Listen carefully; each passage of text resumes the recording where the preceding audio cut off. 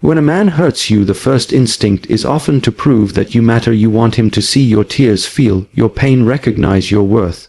But what if I told you that reaction gives him the exact power he didn't earn? Pause here. The one who hurt you may never apologize, he may never understand the depth of the damage, and he may not care, but that doesn't matter. What matters is that you understand, that your nervous system understands how to turn pain into presence. The most dangerous woman is not the one who yells, it's the one who breathes through the chaos. It's the one who feels her heartbreak, but lets that heartbeat lead her back into stillness. It's the one who, instead of demanding an apology, builds a life so whole that his absence becomes irrelevant. You don't confuse him with drama. You confuse him with dignity. You don't get louder, you get still. You take back your power, not by controlling his behavior, but by mastering your own inner landscape. When a man hurts you, the natural reflex is to look outward. The heart looks for a reason, the mind searches for justice, the body tightens, breath shortens, and the story begins. Why would he do this? What did I do wrong? What does this mean about me? And yet, in the quiet space beneath the surface, a deeper question whispers, one not about him, but about you. What is this pain trying to teach me? This is where the journey begins, not in the explanation, not in the apology you may never receive, but in the understanding that pain is not your identity. It is information, a signal, a messenger, and if you listen to it deeply, it will lead you home to yourself. Most people mistake their emotions for truth, but emotions are not truth, they are whether they pass. What is true is the awareness that watches the emotion, that which notices the tightness in your chest when he withdraws, that which observes the racing thoughts when he doesn't respond, that which feels the sting when promises are broken. This awareness is not broken. It is not reactive. It is not small. It is vast, steady, and it belongs to you. You are not the storm. You are the sky in which the storm happens, and once you begin to observe rather than identify, you unlock the doorway to self-mastery. Consider the story of a woman who lived with a man for 6 years. They shared everything, dreams, meals, routines, even silences. One day, he left no explanation, a short message, a few lines, and then, void. She spiraled. Her mind constructed reasons, accusations, regrets. But after weeks of tears and desperate conversations with friends who offered more confusion than clarity, she stopped. She sat in her room and did something unfamiliar. She asked herself, not why did he leave, but what am I feeling right now? Her hands were cold, her jaw was tight, her breath was shallow, and she realized for the first time that her suffering had little to do with the event and everything to do with her interpretation of it.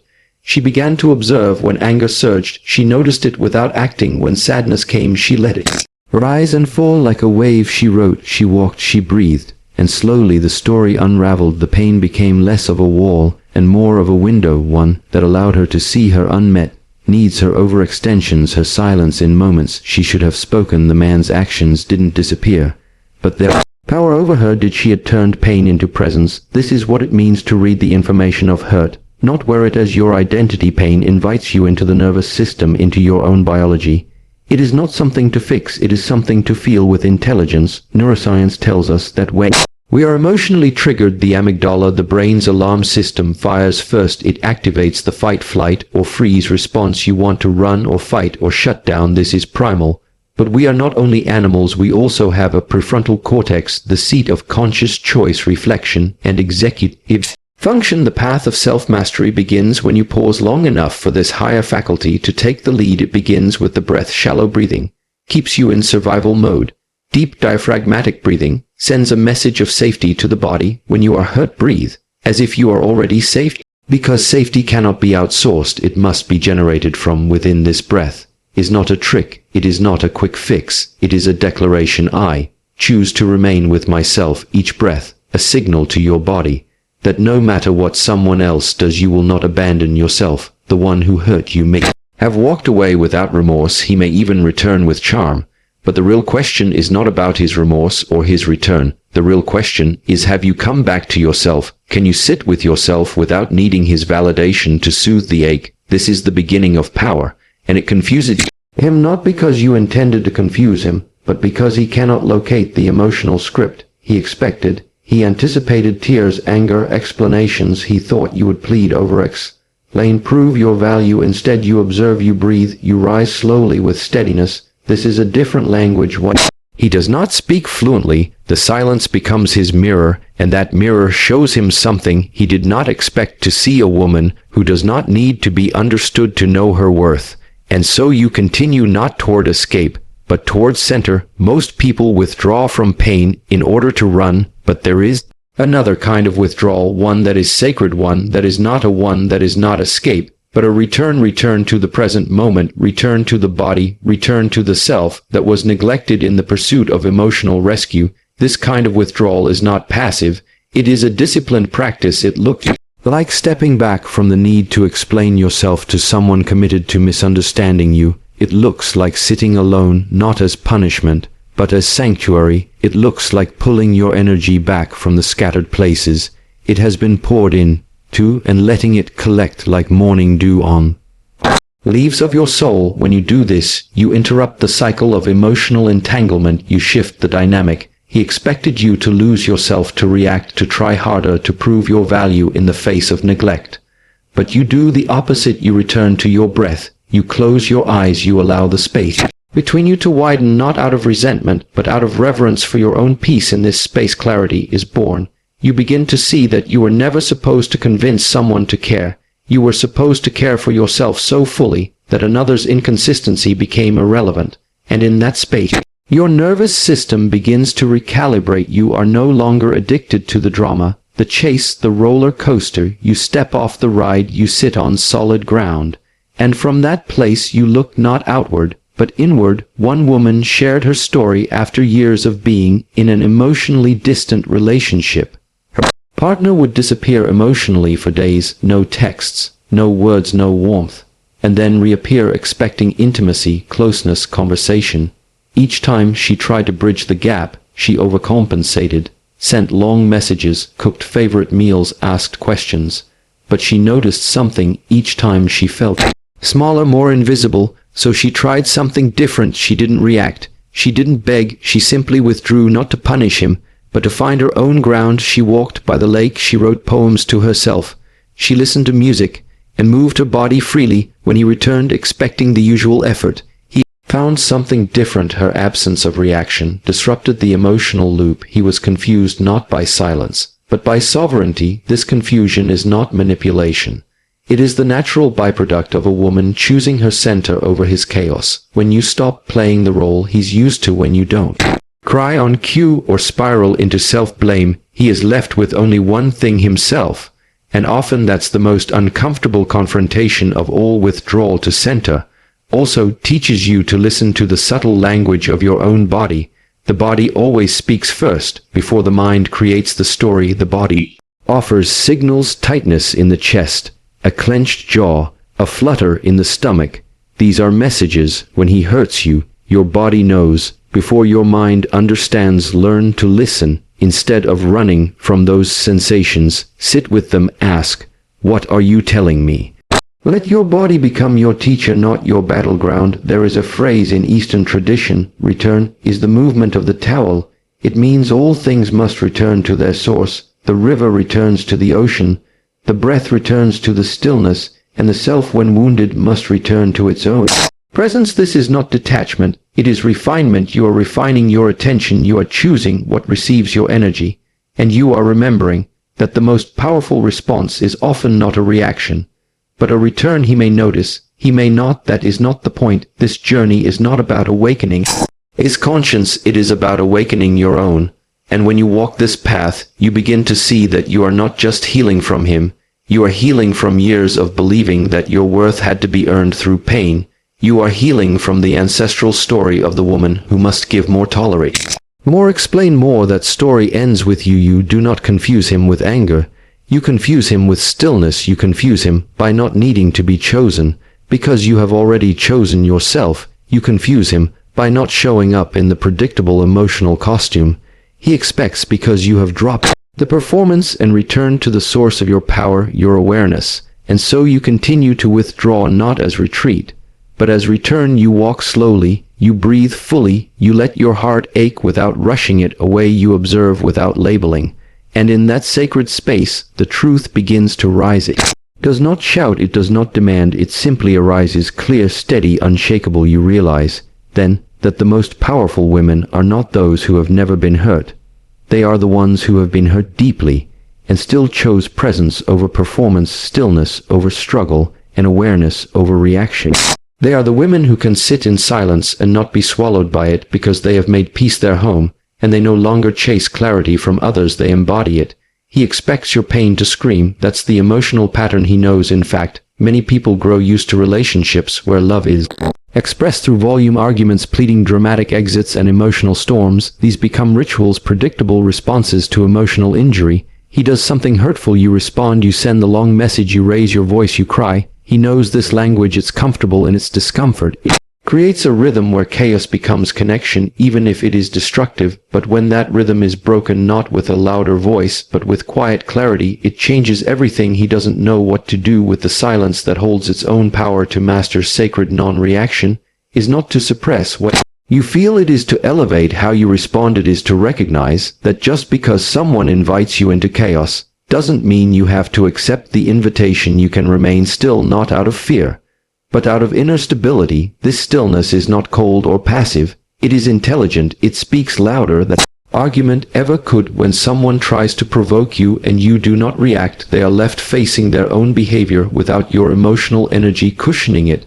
That space becomes their mirror. Think of a time when you raised your voice to someone and they did not match your energy. Instead, they listened, or perhaps they said nothing, or they quietly left the room. In that moment, you likely became more aware of your own volume, without a reaction to absorb your anger or justify your emotion. The intensity collapses in on itself. This is the power of sacred non-reaction.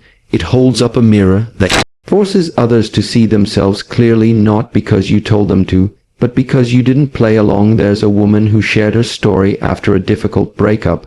Her partner would often provoke her with subtle insults. He'd question her intelligence, make jokes at her expense in public, and then act surprised when she reacted. He'd love the game of turning her pain into performance. She'd raise her voice. She'd send long texts late at night, trying to explain how it hurt. He'd respond with silence or worse, mockery. This continued for years, until one day, after another cruel comment at a dinner party, she looked at him, smiled gently, and didn't say a word. She didn't react. She didn't flinch. She simply turned to the friend beside her and started a new conversation. That moment changed something, not just for him, but for her. She realized her value was not tied to her ability to correct him, or teach him, or plead for kindness. Her value was intrinsic, and her silence made that truth ring louder than any protest ever could. Psychologists talk about mirror neurons, specialized cells in the brain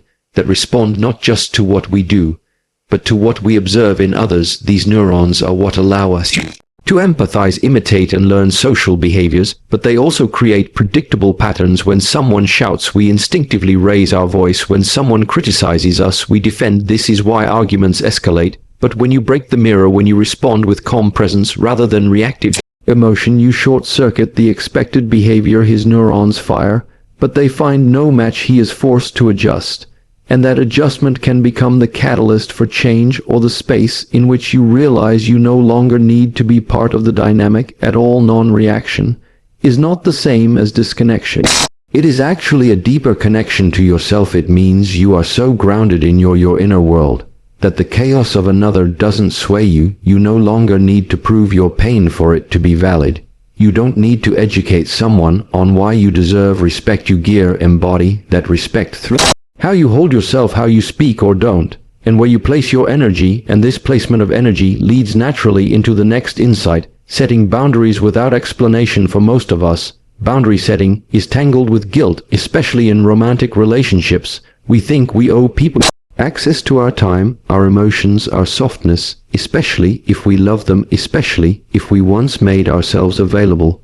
So when we finally decide to pull back to protect our peace, we feel the need to explain, to soften the edge, to make sure they don't misunderstand. But here's the truth: real boundaries don't require permission or performance. They are rooted in energy, not explanation. You do not need to explain why you no longer respond instantly to messages that drain you. You do not need to justify why you left the phone unanswered when you needed space. You do not need to defend your need for emotional safety. These are not selfish acts. They are sacred ones. There was a woman whose partner would always contact her when it was convenient for him late at night, after days of silence, when he needed validation or connection.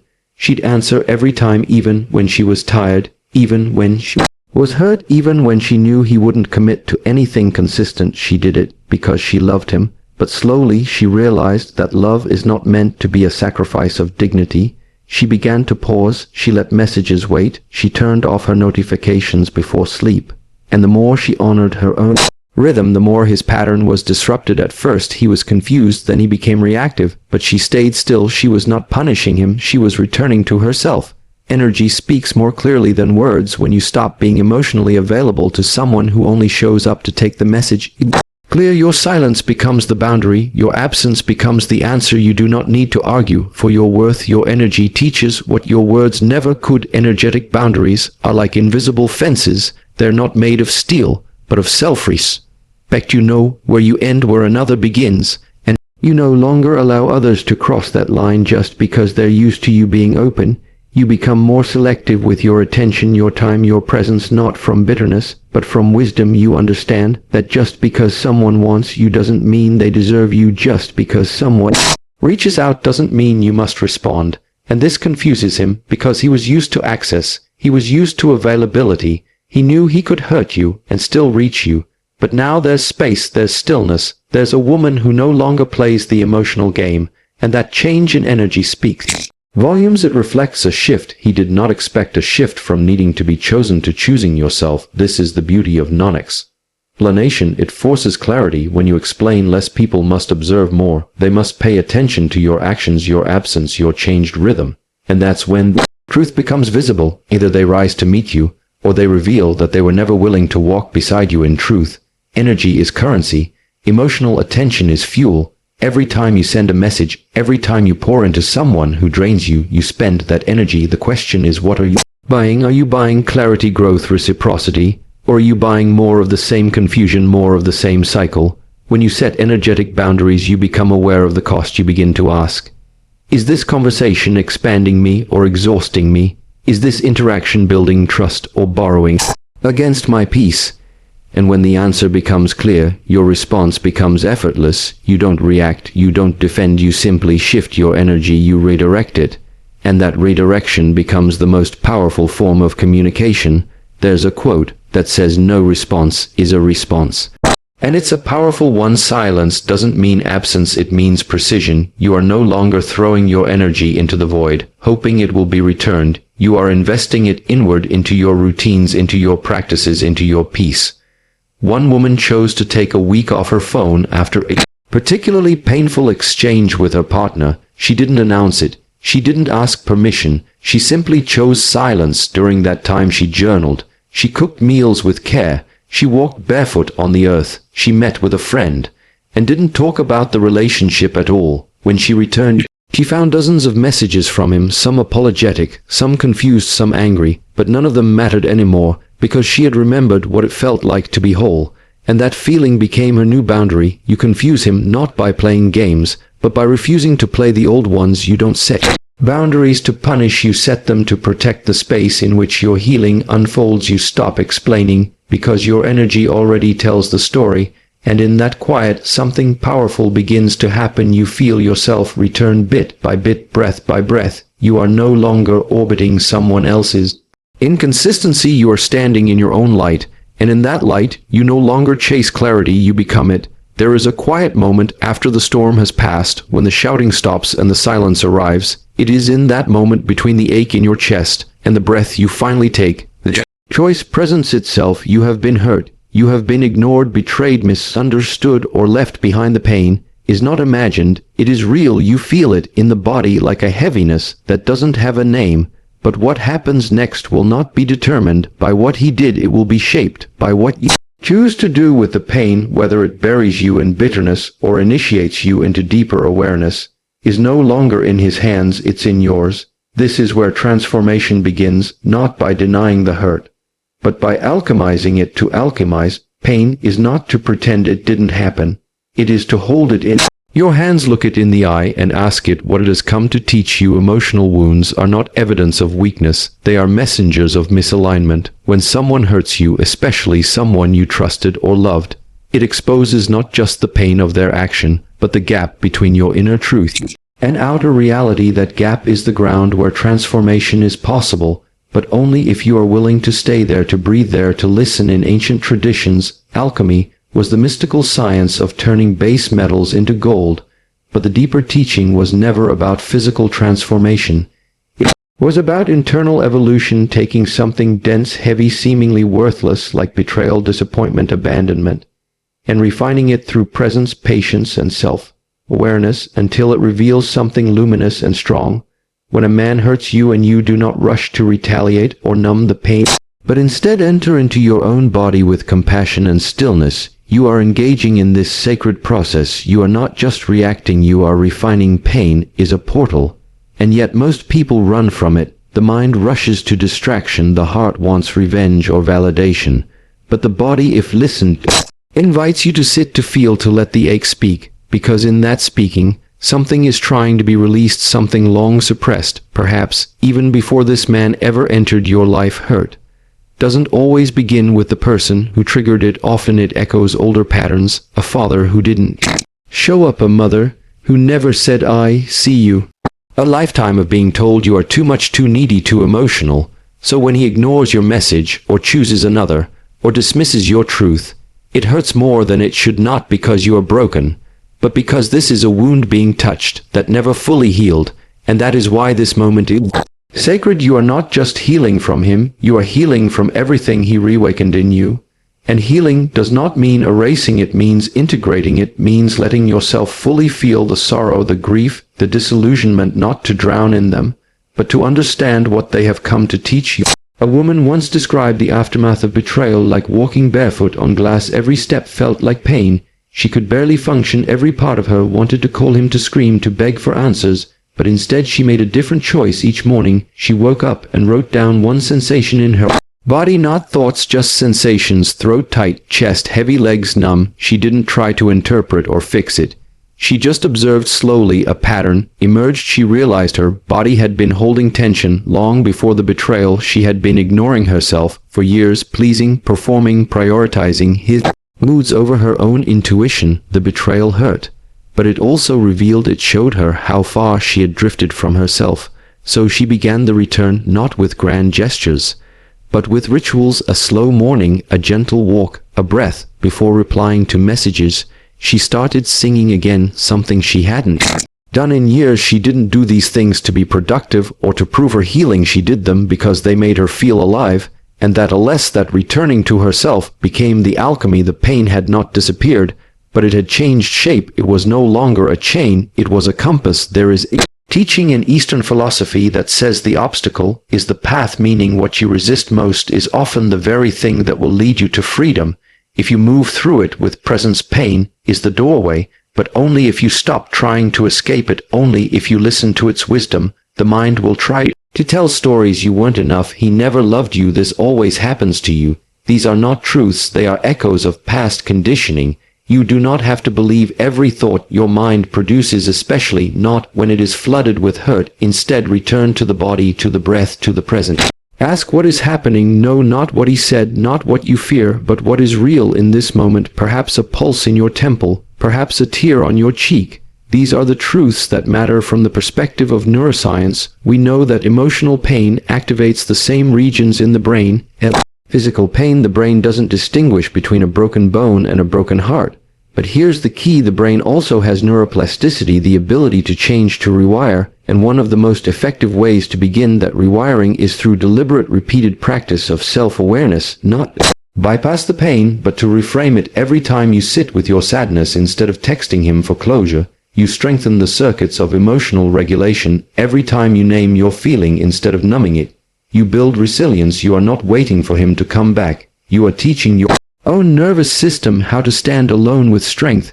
There is a kind of emotional discipline that is not cold or harsh, but deeply loving. It says, I will not abandon myself just because someone else did. This is the highest form of self-respect. It does not require perfection. It simply asks Consistency, small acts repeated over time that restore your connection to yourself. Drinking water with care, turning off your phone at night, saying no when something feels off. These are not trivial, they are sacred, they are the scaffolding of self-worth. In time, this inner work begins to radiate outward. People notice not because you tell them what you've been through, but because your energy speaks louder than your words. You no longer seek love from desperation. You no longer give your softness to those who haven't earned it.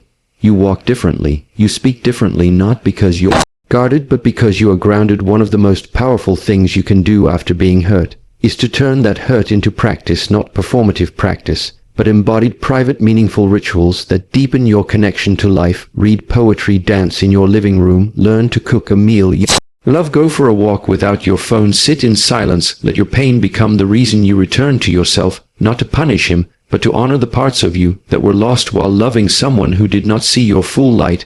And perhaps in the quiet of that return, you'll hear a different kind of voice, not the voice of fear or judgment, but a voice that says, "Welcome back, I missed you." That voice has always been there, beneath the noise, beneath the ache, waiting patiently for your return. You may begin to see that you are not defined by who left, you are defined by how you stayed with yourself. And from that place, future love looks different. You no longer seek someone to complete you. You seek someone to meet you, and you will only allow them in if they arrive with the same level of presence you have cultivated within. The pain taught you that it taught you how to sit in your own fire without burning, how to rise without noise, how to carry your softness without apology. This is the gold that emerges when the rawness of heartbreak is turned into ritual. It's not quick, it's not easy, but it is real, and it is yours. The path is not to be untouched by pain, but to be transformed by it. And transformation happens in the most ordinary places, in how you brush your hair, in how you speak to yourself in the mirror, in the pause before you reply to a message, in the way you say no without guilt. These moments are not small. They are the practice, and over time they become the embodiment of someone who turned pain into power, not by force, but by presence, not by pretending, but by becoming. Absence is often misunderstood. People confuse it with silence, with loss, with endings. But absence, when chosen with awareness, is one of the most profound teachers in relationships, especially those where pain and disappointment have taken root. Presence can become diluted, habitual, taken granted. Words lose their meaning. Gestures are no longer felt. The more you try to explain, the less you are understood. The more you stay, the more invisible you feel. This is the moment where something deeper begins to emerge, not the impulse to retaliate, not the need to prove a point, but a subtle calling within, an invitation to pull back, not in fear, but in clarity. You begin to sense that your presence, once freely given, must now be withdrawn, not as punishment, but as a mirror, a lesson that only space can teach. When a man hurts you and continues as if nothing happened, it isn't always because he doesn't care. Sometimes it is because he knows your presence will remain regardless. The routine of forgiveness, the predictability of your attention, the reliability of your response all become emotional guarantees. And in that guarantee, awareness is lost. You become familiar, background noise. They're always giving, and in that familiarity something dangerous happens. He stops seeing you, not because you are unworthy of being seen, but because his lens has become clouded with entitlement. Absence clears that lens. It sharpens perception. It invites reflection. When you stop showing up in the same way, when your energy is no longer available on demand, he is left with the silence of his own choices. And in that silence, the noise of your past efforts suddenly becomes visible. The texts you sent, the calls you made, the times you stayed when you were hurting, all of these come rushing into awareness. Because they are no longer happening. That's the strange power of presence. It is most visible when it is no longer there. There was a woman who had spent years in an emotionally draining relationship. Her partner was charming, but inconsistent. He'd disappear for days and return with excuses. She stayed through cycles of hope and disappointment, clinging to the moments of affection as proof that he cared. Each time he pulled away, she reached further, until one day, without anger or theatrics, she stopped. She didn't send a final message. She didn't announce her exit. She simply withdrew her energy. She unfollowed, stopped responding, and most importantly, stopped hoping. In the silence that followed, something remarkable happened, not from him, but within her. She began to see the extent of her own loyalty, how much love she had given, how much effort she had poured into a container that was full of holes. Her absence from him became a presence to herself. This is what most people don't understand. Absence is not about cutting someone off to make them suffer. It is about stepping back so that the truth has room to emerge, because sometimes your consistent presence keeps the lie alive. It props up the illusion that things are fine, that your needs are small, that your love has no boundaries. When you remove that presence, reality enters. He has to feel the echo of your absence to understand the weight of your presence. And often this is where confusion arises. He doesn't know how to interpret it. He may wonder if you're angry, if you're trying to manipulate, if you've moved on. But it's none of those. It's something far more powerful. It's self-respect. It's the quiet revolution of a woman who has decided that begging for attention is beneath her, that explaining her pain to someone who refuses to listen is over, that trying to convince someone of her value is a battle. She no longer chooses to fight. This decision doesn't always come with confidence. Sometimes it comes with trembling hands, tears, and doubt. But beneath all of that is something steadier, an inner voice saying enough. And once that voice has been heard, once you've tasted even a moment of what it feels like to no longer betray yourself, there is no turning back. Absence becomes not just a tool, but a form of alignment. You are no longer where love is absent. You are where truth is present. Absence teaches both sides. It teaches him that access is not a right, that attention is earned, not assumed, that emotional availability is a gift, not a guarantee. But more importantly, it teaches you that you are not defined by someone's ability to see your worth, that you are not obligated to stay in places where you are only tolerated, not cherished, that leaving even silently can be an act of deep self-love. From the perspective of behavioral psychology, there's a phenomenon known as the scarcity principle. It states that people assign more value to things when they are perceived as scarce. This doesn't mean you become unavailable. Manipulate desire. It means that your consistent overavailability may be creating the very blindness you are suffering under. When something is always there, it fades into the background. The moment it is removed, its absence creates contrast. That contrast forces attention. And with attention comes the possibility of awareness. It is not your job to make someone realize your value, but it is your responsibility to stop enabling their blindness to it.